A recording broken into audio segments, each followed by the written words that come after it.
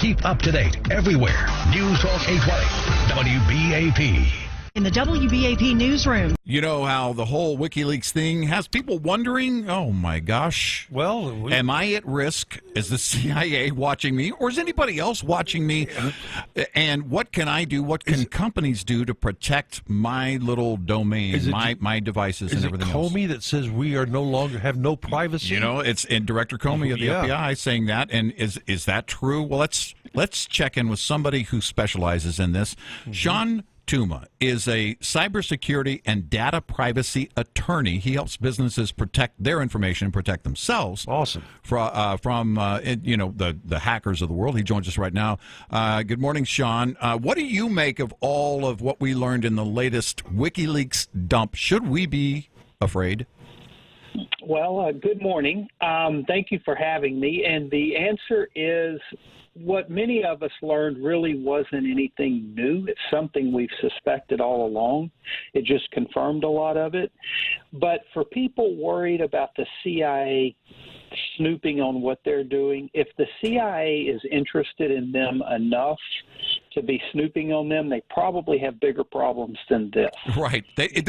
Saying that basically the CIA is not interested in the everyday person, there must be something really going on if they're interested in you. That's right. They go after very specialized, high-value targets. They're not like the NSA, which kind of listens globally. The CIA goes after very specific targets.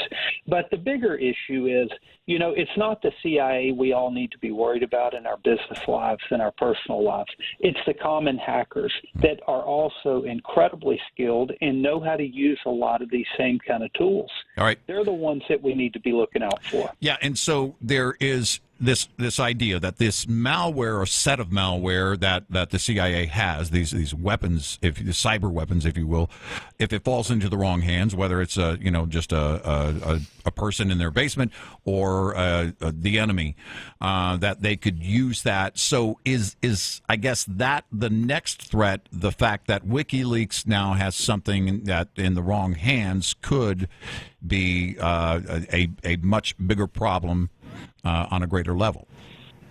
Sure.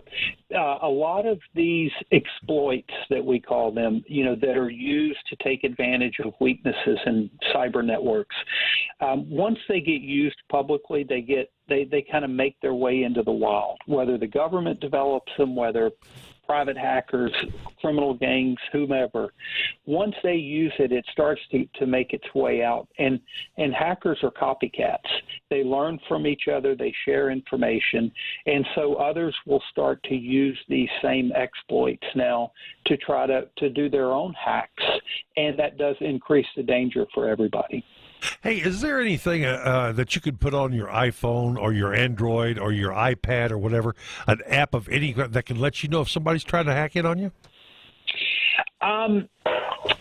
Well, there are things out there that say they can, but the thing you've got to know is if it's somebody like the CIA or a really sophisticated hacker, the apps, they're going to circumvent the app. They know of those apps, right? So they know how to circumvent those kind of things.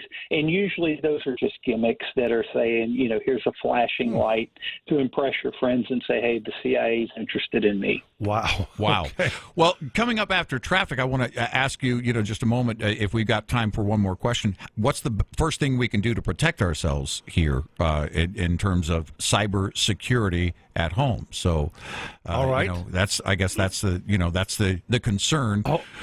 What can we do? Where can we start to protect ourselves and our computers?